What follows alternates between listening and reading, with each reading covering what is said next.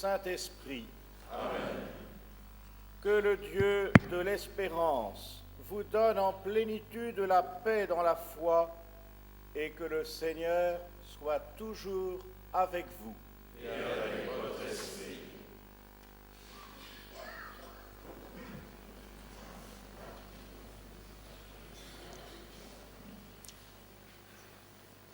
Monseigneur, chers confrères, chères familles, chers amis et chers paroissiens, c'est la peine qui nous réunit ce matin en cette église de Romelfin, autour de l'abbé Joseph Moyémon qui vient de nous quitter à l'âge de 74 ans après une maladie incurable. Originaire de Romelfin, Joseph est né le 20 mars 1932, issu d'une famille de 7 enfants dont il est le 4e. Son père, Alphonse, a travaillé à la SNCF et sa mère, Anne, à la ferme, tout en élevant ses enfants.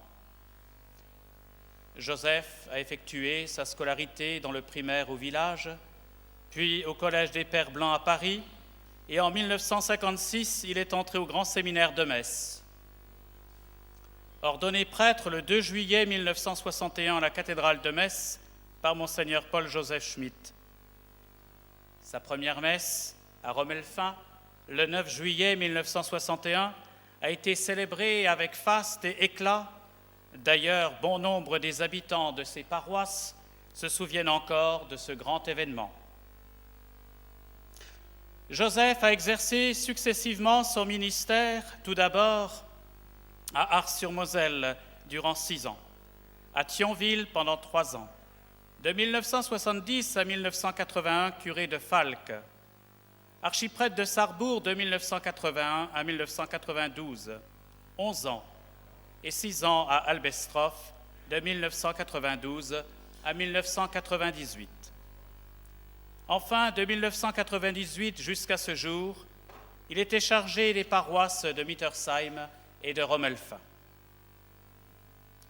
Que dire de cet homme ?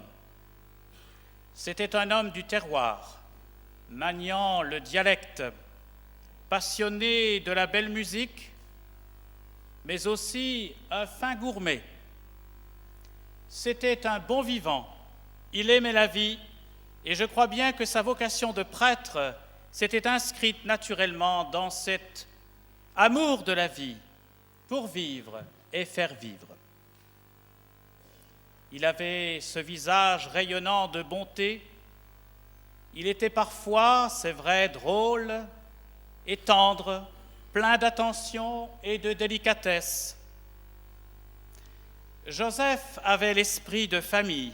Il nous parlait souvent de ses sœurs, de ses neveux et nièces. Il aimait sa famille. On le voyait côtoyer ses paroissiens avec beaucoup de convivialité et de simplicité. Avec les confrères, toujours un bon mot pour remonter le moral et prêt à rendre service. Je n'ai pas eu le temps d'en connaître plus. La maladie qui le rongeait depuis quelques mois l'a beaucoup affaibli. Il a gardé courage, confiant jusqu'au bout, malgré la souffrance. Une de ses dernières paroles: il faut souffrir pour accéder au royaume de Dieu. Dimanche soir, fête de l'Épiphanie, Joseph s'est éteint entouré de sa famille et de ses amis pour rejoindre celui qu'il a servi toute sa vie.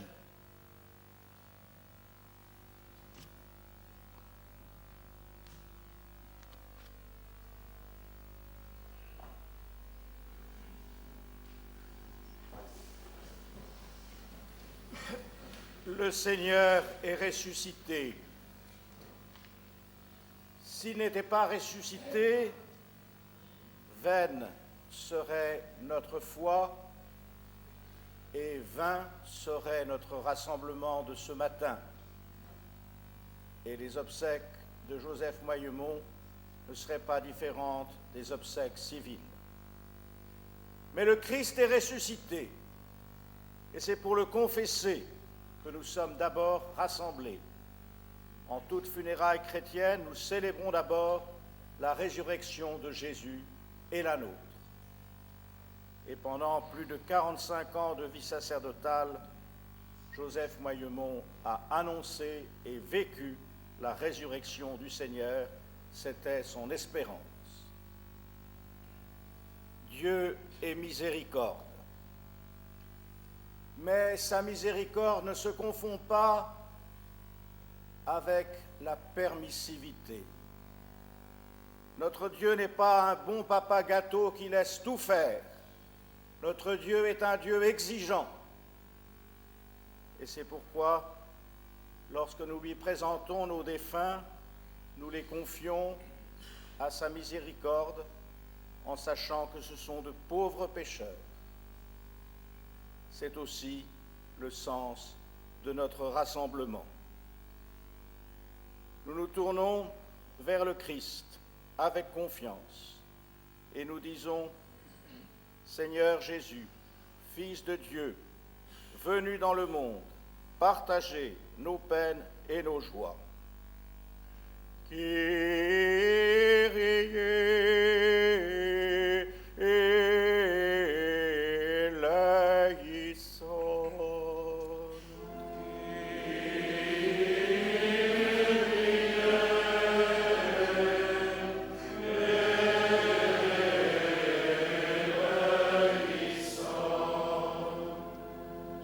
Ô Christ, mort sur la croix, pour vaincre en nous la mort et le péché. Christ eleison.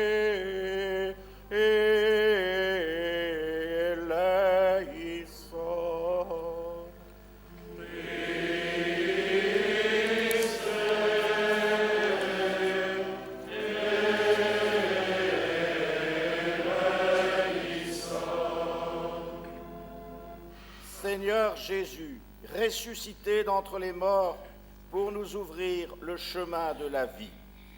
Kyrie eleison.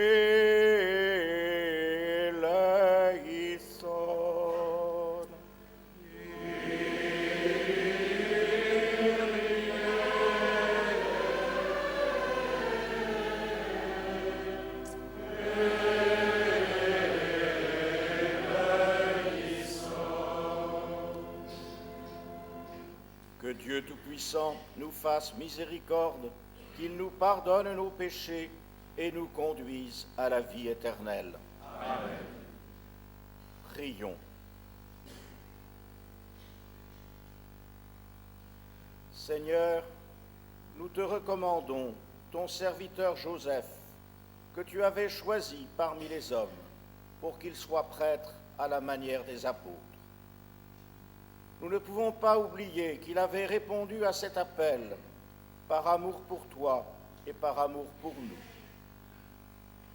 Maintenant qu'il a rempli sa mission de rassembler ton peuple et d'annoncer l'Évangile, donne-lui de rencontrer dans la gloire celui qu'il a cherché avec ses frères, Jésus-Christ, ton Fils, notre Seigneur et notre Dieu, qui règne avec toi et le Saint-Esprit, maintenant et pour les siècles des siècles.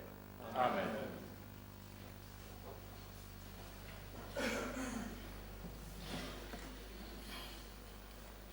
Lecture de la seconde lettre de saint Paul, apôtre à Timothée. Fils bien-aimé, souviens-toi de Jésus-Christ, le descendant de David. Il est ressuscité d'entre les morts, voilà mon évangile. C'est pour lui que je souffre, jusqu'à être enchaîné comme un malfaiteur. Mais on n'enchaîne pas la parole de Dieu. C'est pourquoi je supporte tout pour ceux que Dieu a choisis, afin qu'ils obtiennent, eux aussi, le salut par Jésus-Christ, avec la gloire éternelle.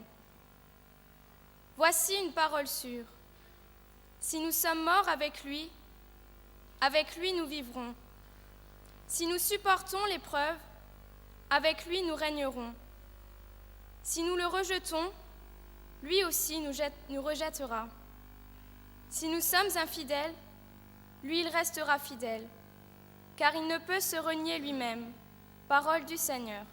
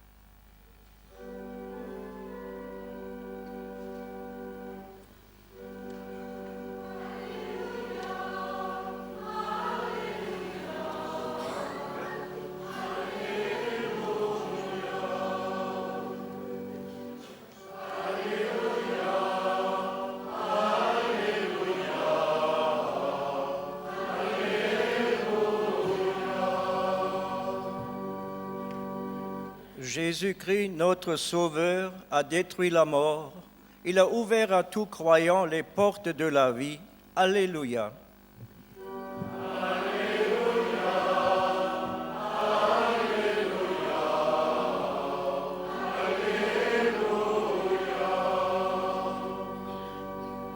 Le Seigneur soit avec vous. Et avec votre esprit. Évangile de Jésus-Christ selon saint Marc. Gloire à toi, Seigneur. Quand arriva l'heure de midi, il y eut des ténèbres sur toute la terre jusque vers 3 heures. À 3 heures, Jésus cria d'une voix forte, « Mon Dieu, pourquoi m'as-tu abandonné ?» Puis, poussant un grand cri, il expira. Le rideau du temple se déchira en deux, depuis le haut jusqu'en bas. Le centurion qui était là en face de Jésus, voyant comment il avait expiré, s'écria, « Vraiment, cet homme était le Fils de Dieu. » Le sabbat terminé, Marie-Madeleine, Marie, mère de Jacques et Salomé, achetèrent des parfums pour aller embaumer le corps de Jésus. Et de grand matin, le premier jour de la semaine, elles se rendent au sépulcre au lever du soleil. Elles se disaient entre elles, « Qui nous roulera la pierre pour dégager l'entrée du tombeau ?» Au premier regard, elles s'aperçoivent qu'on a roulé la pierre qui était pourtant très grande. En entrant dans le tombeau, elles virent, assis à droite, un jeune homme vêtu de blanc. Elles furent saisies de peur, mais il leur dit, « N'ayez pas peur, vous cherchez Jésus de Nazareth, le crucifié. Il est ressuscité, il n'est pas ici. Voici l'endroit où on l'avait déposé. » Acclamons la parole de Dieu. Louange à toi, Seigneur Jésus.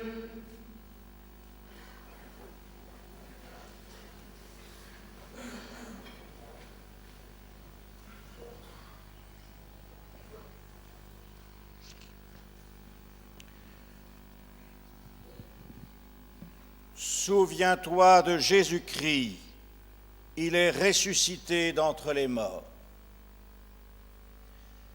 Ces paroles, frères et sœurs, nous les avons chantées bien des fois, sans toujours savoir qu'elles étaient de l'apôtre Paul et qu'elles s'adressaient à son disciple Timothée. Ces paroles sont parmi les dernières de l'apôtre Paul, à son disciple préféré. Elles sont dictées peu de temps avant la mort qu'il prévoit et qu'il annonce déjà. Non seulement Paul, âgé maintenant, est seul, ce qui est l'une des tristesses des vieillards, mais il a été abandonné, trahi même par plusieurs disciples, sans doute lors de son procès. Et sa captivité est devenue si stricte qu'un ami qui venait le réconforter a eu du mal à le trouver. Mais dans cette grande détresse, Paul garde la foi. Il reste soutenu par cette conviction. Jésus-Christ, le descendant de David, est ressuscité d'entre les morts.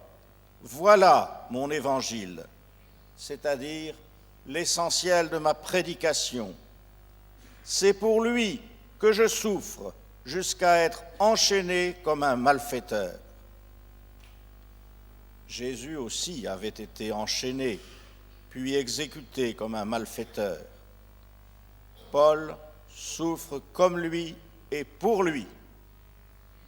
Comme il l'avait dit jadis, ce qu'il reste à souffrir des épreuves du Christ, je l'accomplis dans ma propre chair pour son corps qui est l'Église. Aujourd'hui encore, Paul est persuadé que sa souffrance profite à toute l'Église. Je supporte tout pour ceux que Dieu a choisis, afin qu'ils obtiennent eux aussi le salut par Jésus-Christ avec la gloire éternelle. Ainsi, frères et sœurs, le chrétien qui souffre, ne faisant qu'un avec Jésus-Christ, obtient par lui le salut avec la gloire éternelle, et même il l'obtient pour ses frères en vertu de la communion des saints. Paul est enchaîné, mais on n'enchaîne pas la parole de Dieu. Celle-ci continuera de se propager par l'apostolat de ses disciples, comme Luc et Timothée, mais aussi par la vertu de ses souffrances et de sa mort, unie à celle du Christ. La mort elle-même, que nous considérons souvent comme une perte, a une fécondité, un rayonnement que nous ne soupçonnons pas. Paul se réconforte encore par une parole sûre, digne de confiance, qui appartient aussi à la prédication apostolique.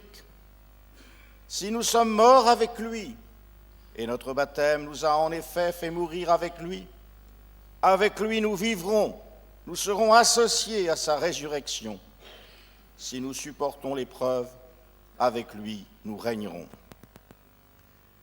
Jésus avait promis à ses disciples: celui qui se prononcera pour moi devant les hommes, moi aussi je me prononcerai pour lui devant mon Père qui est aux cieux. Paul fait écho à ces paroles. Si nous le renions, lui aussi nous reniera. Mais Paul sait bien qu'il n'a pas renié son maître. Je me suis bien battu, j'ai tenu jusqu'au bout de la course, je suis resté fidèle. Est-ce là de l'orgueil? Non. Paul sait aussi qu'il est, comme nous tous, un pécheur. Mais avoir eu des défaillances, même graves, c'est tout autre chose que de renier Jésus. Aussi, conclut-il, si nous sommes infidèles. Ici, le parallélisme avec les affirmations précédentes appellerait « le Seigneur nous sera infidèle ». Mais non, cette logique est brisée par l'amour de Dieu qui ne peut être vaincu par nos faiblesses. Paul termine par cette affirmation triomphante qui doit rester notre réconfort. Si nous sommes infidèles, lui, il restera fidèle car il ne peut se renier lui-même. Souviens-toi de Jésus-Christ, ressuscité d'entre les morts. Il est notre salut, notre gloire éternelle. Frères et sœurs, nous sommes ici au cœur de la foi chrétienne, la foi pascale, sans laquelle le ministère du prêtre n'aurait plus aucune raison d'être, ni non plus la liturgie des funérailles. Tout gravite autour de ce noyau fondamental. Pendant plus de 45 ans de ministère presbytéral, je le disais tout à l'heure, Joseph Moyemont a mis tout son cœur de prêtre à confesser, à travers les divers actes de son ministère, que Jésus était mort et ressuscité. C'était un fidèle du pèlerinage diocésain à Lourdes. Il était encore des nôtres en juillet dernier et il passa de longues heures à confesser. Le premier de tous, sachant la gravité de son état, il reçut de mes mains l'onction des malades. Puisse Marie, la Vierge croyante, totalement associée à la résurrection de son Fils, l'accueillir maintenant parmi les bienheureux. Notre-Dame de Lourdes, priez pour lui. Notre-Dame de Lourdes. L'Évangile, quant à lui, nous a redonné le récit de la mort de Jésus sur la croix. longuement, Jésus avait agonisé. Et brusquement, il crie d'une voix forte, « Mon Dieu, pourquoi m'as-tu abandonné ?» Jésus, en effet, a été trahi, flagellé, couronné d'épines, cloué au bois. Ses amis, sauf quelques femmes, l'ont abandonné. Et son père même, qui aurait pu le secourir par un miracle, n'a apparemment rien fait pour le délivrer ou même le soulager. Alors, le père lui-même ne l'a-t-il pas abandonné? Ce cri est une citation du psaume 21e que Jésus voulait sans doute dire en entier et qui se termine en action de grâce pour la victoire finale. Ensuite, Jésus poussa de nouveau un grand cri, puis il expira.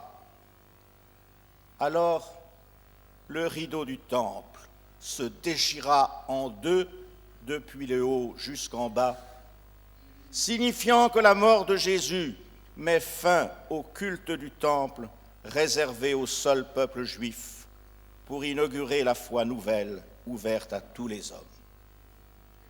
Le centurion, un païen qui montait la garde en face de Jésus, s'écria « Vraiment, cet homme était le Fils de Dieu. » Oui, c'est un païen qui, le premier, en voyant comment il avait expiré, le reconnut comme Fils de Dieu.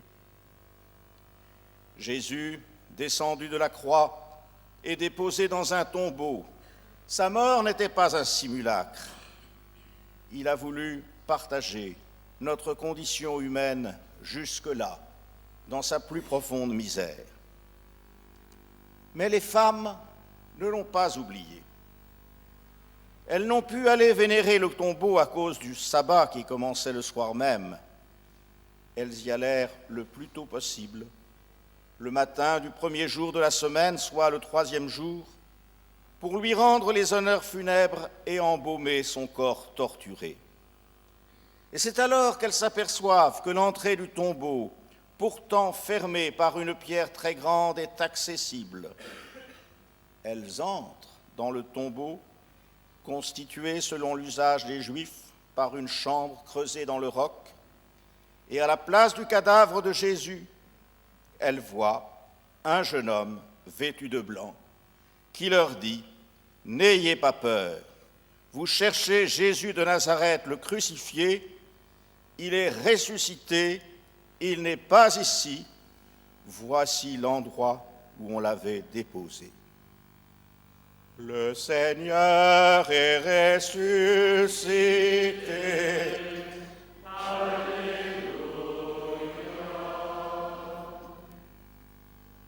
Pourquoi relire ce récit à l'occasion des funérailles d'un frère?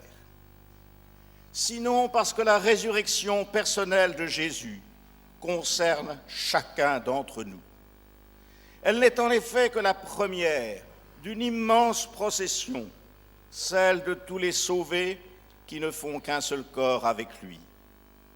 Et ce matin, nous sommes soutenus par l'espérance que notre cher confrère fait partie de cette longue procession, lui qui, dans sa vie de prêtre, a si souvent célébré les funérailles chrétiennes et réconforté les personnes attristées par le deuil, avec le message qui comble le cœur des saintes femmes, « Il est ressuscité, il n'est plus ici ».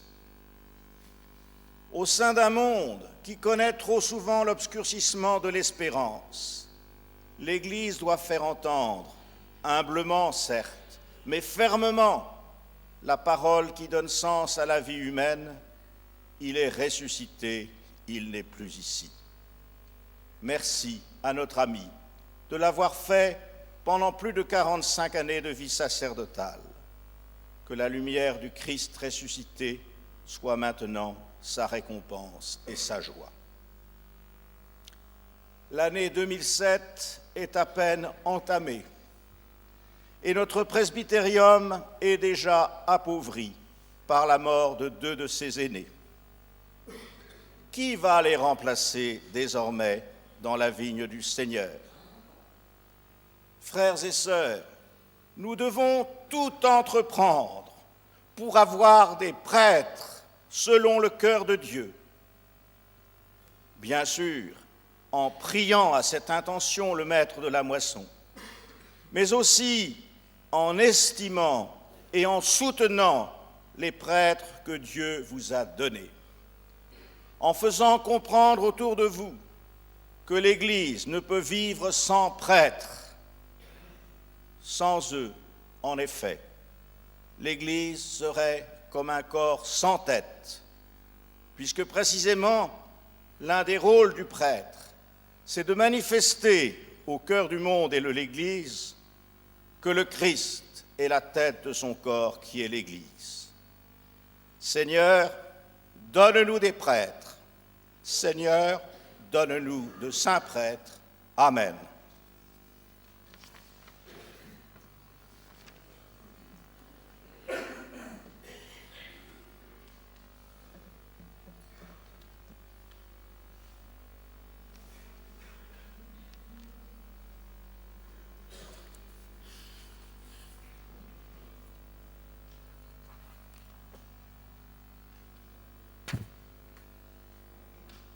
Et maintenant, notre prière se fait universelle par le Christ ressuscité, notre grand prêtre. Elle confie à notre Père toutes les intentions de l'Église et du monde.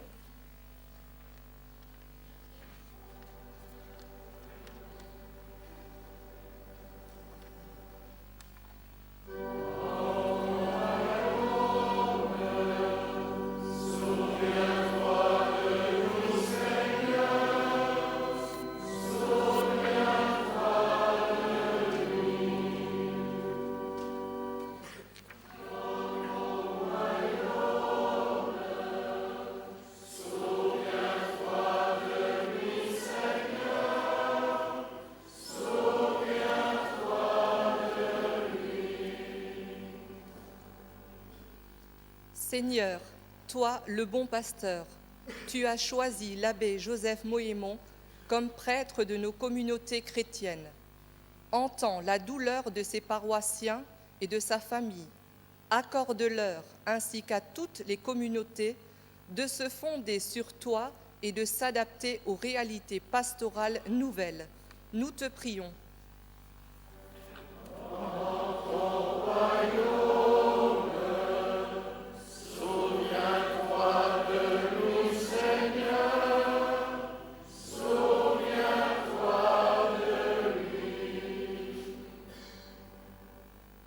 Seigneur, toi, la lumière du monde, tu as vu la souffrance de l'abbé Joseph Mohémon durant sa maladie. Entends le désarroi de tous les malades de nos paroisses et de tous ceux qui sont hospitalisés. Seigneur, toi, la vérité et la vie, tu as mis dans le cœur de l'abbé Joseph Mohémon le souci des vocations. Entends la prière de ceux qui se préparent à te servir comme prêtres, diacres ou chrétiens engagés dans l'Église. Oriente leur cœur vers le peuple, qu'avec toi ils accompagneront. Nous te prions.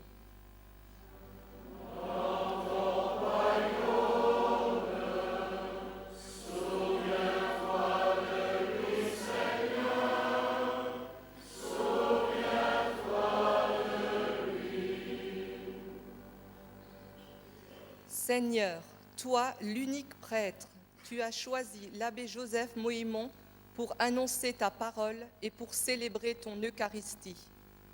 Entends la prière de ton peuple assemblé, celle de sa famille, celle de nous tous qui avons aimé celui qui nous réunit en ce jour. Accorde-lui de vivre en ta présence, de rester notre ami et notre pasteur, et d'être notre intercesseur auprès de toi. Nous te prions.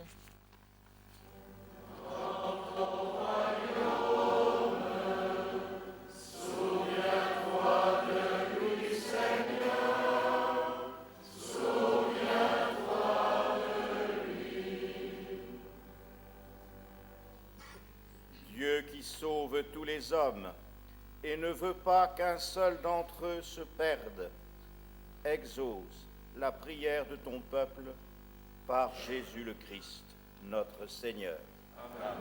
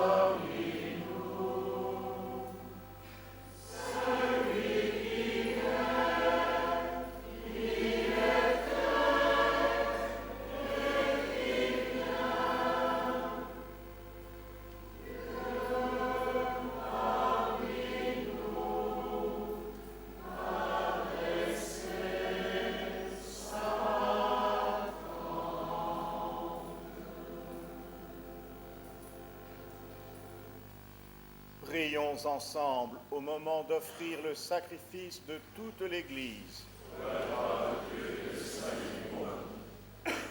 Écoute, Seigneur, les prières que nous t'adressons pour ton serviteur Joseph.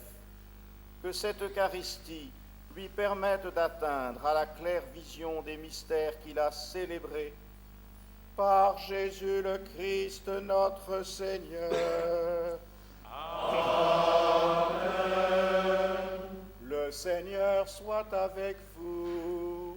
Et avec votre esprit. Élevons notre cœur. Nous le tournons vers le Seigneur. Rendons gloire au Seigneur notre Dieu. Cela est juste et bon. Vraiment, il est juste et bon de te rendre gloire, de t'offrir notre action de grâce, toujours et en tout lieu. À toi, Père très saint, Dieu éternel et tout-puissant, par le Christ notre Seigneur. C'est en lui qu'a resplendi pour nous l'espérance de la résurrection bienheureuse. Et si la loi de la mort nous afflige, la promesse de l'immortalité nous apporte la consolation. Car pour tous ceux qui croient en toi, Seigneur, la vie n'est pas détruite, elle est transformée. Et lorsque prend fin leur séjour sur la terre, ils ont déjà une demeure éternelle dans les cieux. C'est pourquoi avec les anges et tous les saints, nous proclamons ta gloire en chantant d'une seule voix.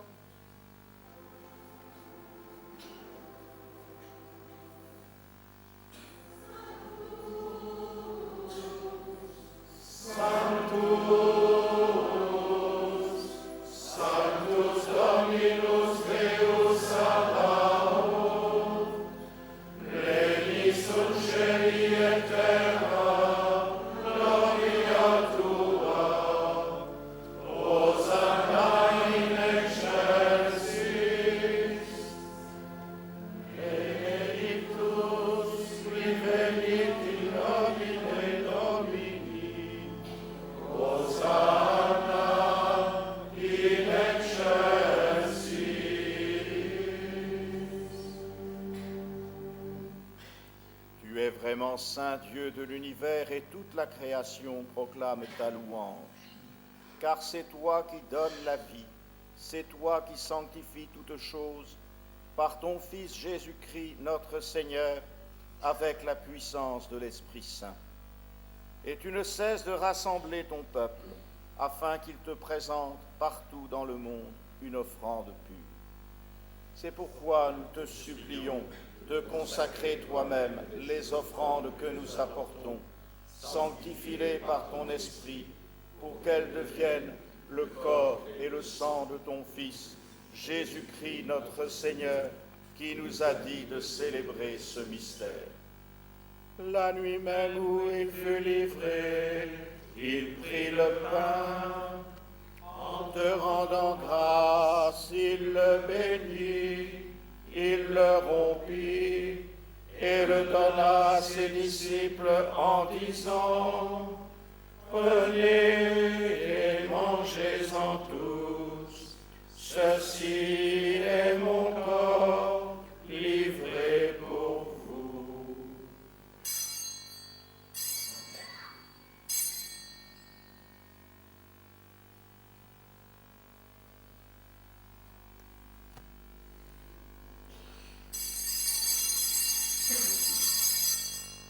De même, à la fin du repas, il prit la coupe.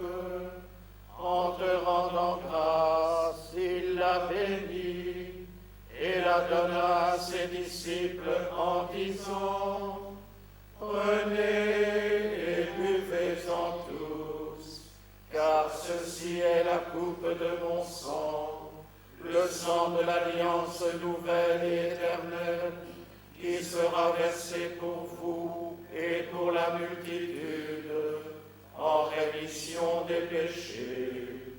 Vous ferez cela en mémoire de moi. »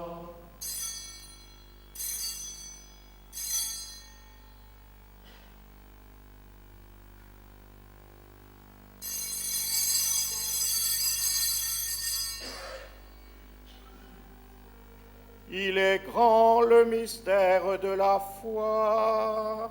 Nous proclamons ta mort, Seigneur Jésus.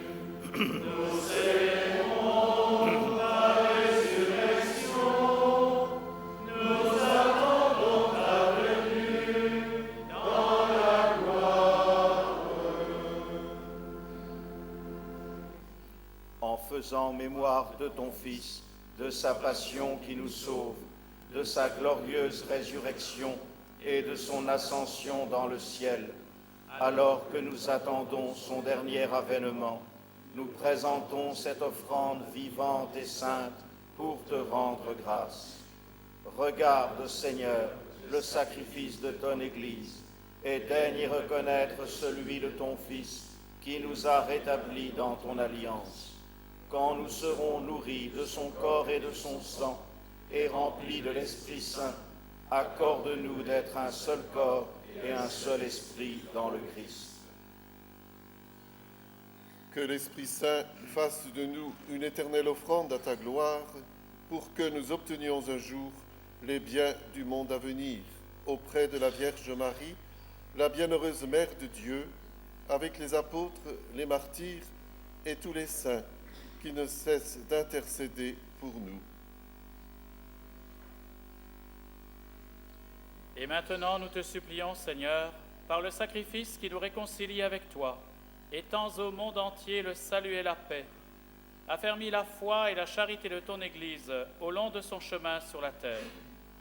Veille sur ton serviteur, le pape Benoît et notre évêque Pierre, l'ensemble des évêques, les prêtres, les diacres et tout le peuple des rachetés. Écoute les prières de ta famille assemblée devant toi et ramène à toi, Père très aimant, tous tes enfants dispersés. Souviens-toi de Joseph que tu as appelé auprès de toi. Puisqu'il a été baptisé dans la mort de ton Fils, accorde-lui de participer à sa résurrection, le jour où le Christ, ressuscitant les morts, rendra nos pauvres corps pareils à son corps glorieux. Souviens-toi aussi de nos frères défunts, souviens-toi des hommes qui ont quitté de ce monde et dont tu connais la droiture. Reçois-les dans ton royaume, où nous espérons être comblés de ta gloire, tous ensemble et pour toujours, quand tu essuieras toute larme de nos yeux. En te voyant, toi, notre Dieu, tel que tu es, nous te serons semblables éternellement, et sans fin, nous chanterons ta louange. Par le Christ, notre Seigneur, par qui tu donnes au monde toute grâce et tout bien.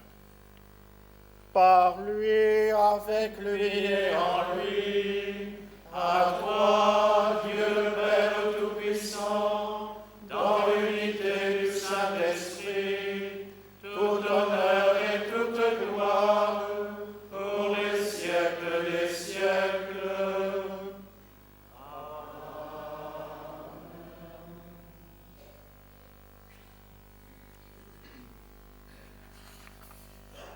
Unis dans le même Esprit Saint, nous pouvons dire avec confiance la prière que nous avons reçue du Sauveur. Notre Père qui es aux cieux, que ton nom soit sanctifié, que ton règne vienne, que ta volonté soit faite sur la terre comme au ciel. Donne-nous aujourd'hui notre pain de ce jour.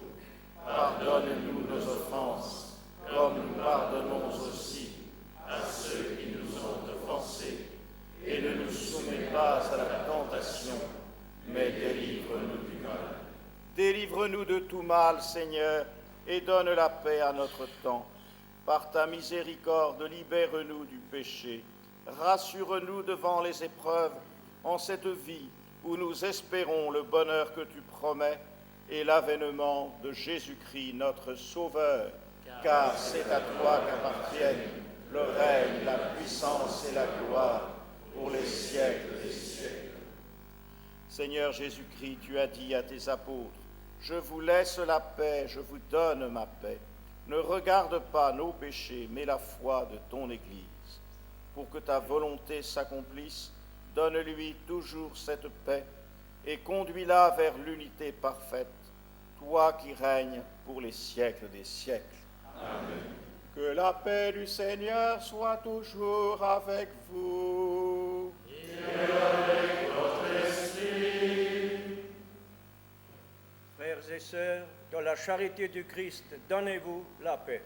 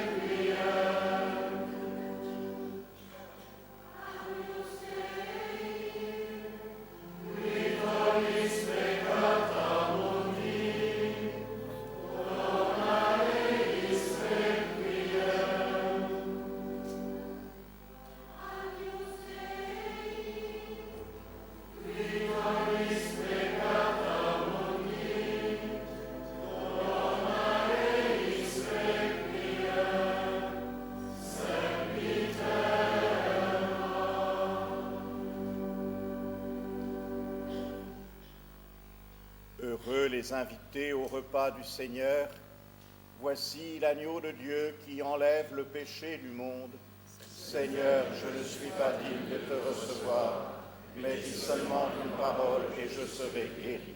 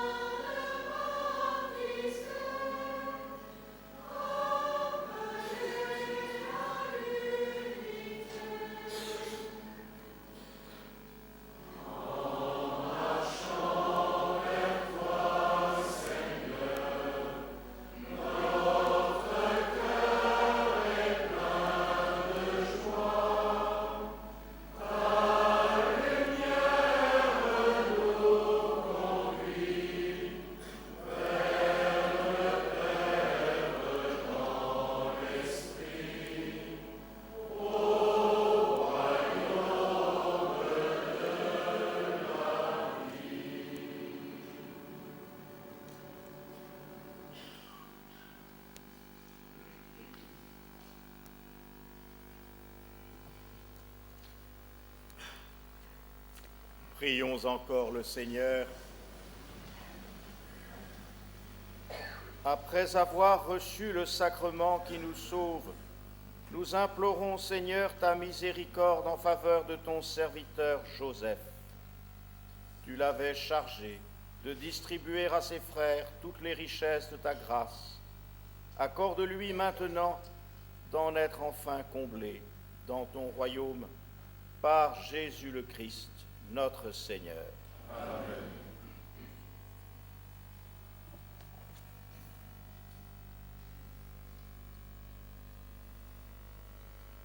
Notre frère s'est endormi dans la paix du Christ.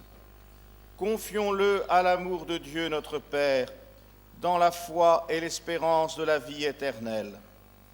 Accompagnons-le de notre prière. Il est devenu enfant de Dieu par le baptême. Il a pris part au repas du Seigneur pour y trouver la force.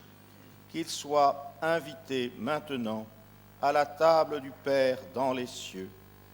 Qu'il reçoive en héritage avec les saints l'éternité promise. Prions aussi le Seigneur pour nous-mêmes.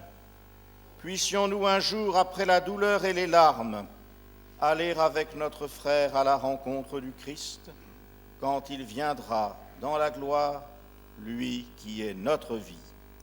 Recueillons-nous dans cette espérance.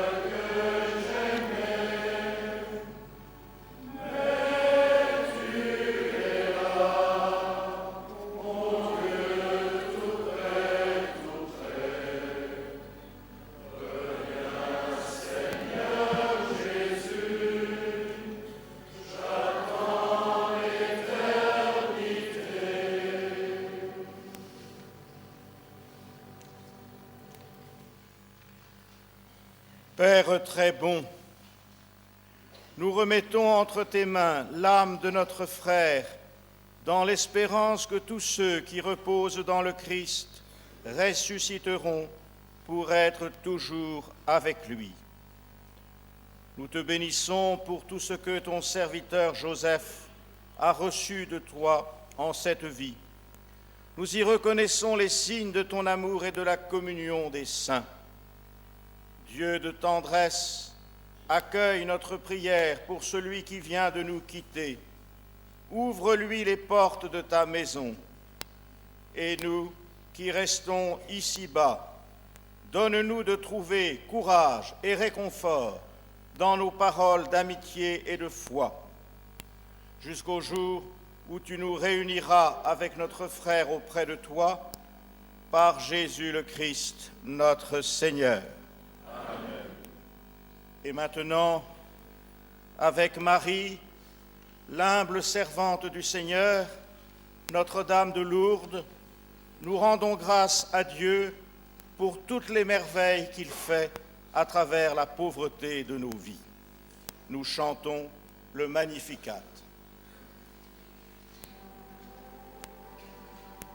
Magnificat, Magnificat, anima mea Domino, et exultavit Spiritus meus, in Deus salutari meus. Via extensitum mea sue, et celum ex omnia damnation, omne generationes. Via fecit vigim magnaquim potestas, et sanctum nomen eius.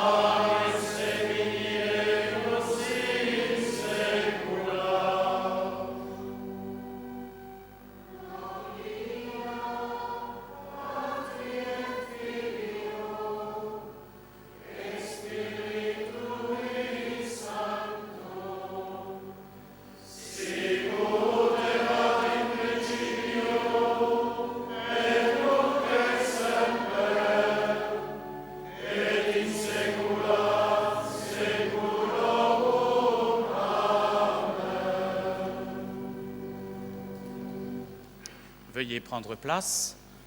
Je vais laisser la parole maintenant à M. Burck Roger, président du conseil de fabrique de Mittersheim.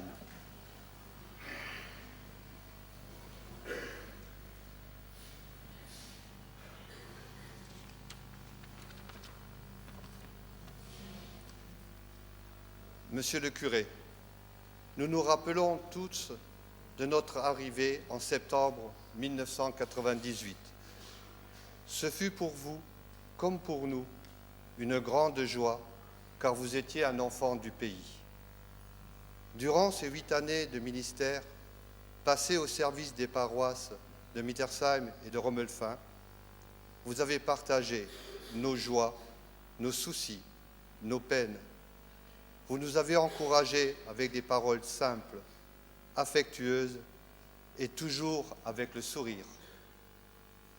Animé d'une foi profonde, vous étiez un prêtre consciencieux qui avait à cœur que les laïcs prennent leur place dans l'Église et qu'ils se forment. Dans nos 2 paroisses, vous étiez un pasteur attentif, dévoué et chaleureux, œuvrant au service de l'entente entre les religions, à l'œcuménisme et à l'écoute de ceux qui sont loin de l'Église. Cet été, vous avez dû restreindre vos activités suite aux 2 opérations. Mais malgré la fatigue, c'est avec courage que vous avez repris rapidement votre mission. Votre grand souci depuis 3 ans était la restauration de l'orgue de Mittersheim. Et Dieu a voulu que vous soyez là, avec nous tous, pour présider à son inauguration. Ce fut votre plus grande satisfaction. Aujourd'hui, nous sommes bouleversés par votre soudain départ. Vous faisiez partie de notre vie et vous allez nous manquer. Mais vous nous avez toujours demandé de garder notre foi et notre espérance dans le Seigneur. Ces paroles resteront gravées dans nos cœurs. Au nom des paroissiens, des conseils de fabrique de Mittersheim et Romelfin, et en mon nom, j'exprime nos sincères condoléances à vos sœurs Maya, Germaine, Fernande et à toute votre famille. Vous nous quittez, mais votre lumière continue de rayonner et de guider nos pas. Que le Seigneur vous accueille dans la paix, la joie et la lumière. Au revoir, Monsieur le curé.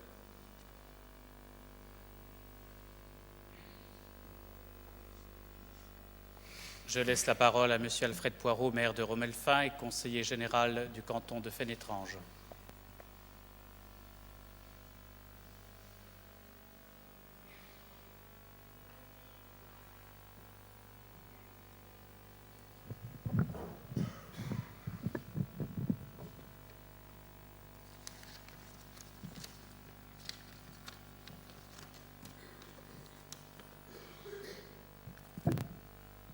Monseigneur, Messieurs les chanoines, Monsieur le vicaire épiscopal, Monsieur l'archiprêtre, Messieurs les abbés, Monsieur le pasteur, diacre, Monsieur le sous-préfet, Monsieur le député, l'ensemble des élus, chères familles et surtout amis. Un grand silence a pris le dessus au sein de nos paisibles communautés de Mittersheim et Romelfin. La tristesse a envahi et pénétré nos cœurs. Monsieur l'abbé Joseph Moïmon s'est endormi. La nouvelle de son départ, communiquée par l'abbé Serge Houpert, s'est répandue bien vite dans nos 2 communes et dans toute l'archiprêtrie. L'onde de choc a fait de grands dégâts et laissera un immense vide lors de toutes nos assemblées religieuses et civiles auxquelles il a toujours participé à nos côtés. Retracer la vie d'un homme de bien, d'amour et de douceur est un devoir pour ceux qui restent, pour montrer que les valeurs morales ne disparaissent jamais. À l'introduction de l'office, notre archiprêtre a retracé la vie civile et religieuse. Je me permets d'ajouter une petite touche personnelle pour dire à la famille et à l'assemblée présente l'immense fierté éprouvée d'avoir pu faire un bout de chemin avec Joseph. Jeune servant de messe, j'ai eu la faveur d'avoir été choisi par lui lors de la célébration de sa première messe le 9 juillet 1961, ici dans cette même église, où il a reçu le sacrement du baptême 29 années plus tôt. Ce sont des moments comme celui-là, comme beaucoup d'autres par la suite, et les diverses responsabilités souvent partagées, qui tisseront nos liens d'amitié et de respect. Le 26 septembre 1998, j'ai eu le bonheur d'accueillir dans notre paroisse l'enfant du pays, qui est revenu aux racines pour desservir la commune de Mittersheim et administrer celle de Rommelfin, pour la plus grande joie et fierté de tous les paroissiens. Depuis quelque temps, la sournoise maladie a montré ses facettes et nous attendions le pire sans jamais vouloir y croire. Nous étions profondément bouleversés, mais toi, Joseph, jamais tu n'as laissé apparaître ta souffrance. Et avec une dignité exemplaire, tu n'as jamais vacillé face à cette terrible maladie qui, petit à petit, prenait le dessus. Pour tous ceux qui t'ont approché, ce n'étaient que des paroles d'espoir et de foi, en mettant en exergue ton ministère que tu as tant aimé.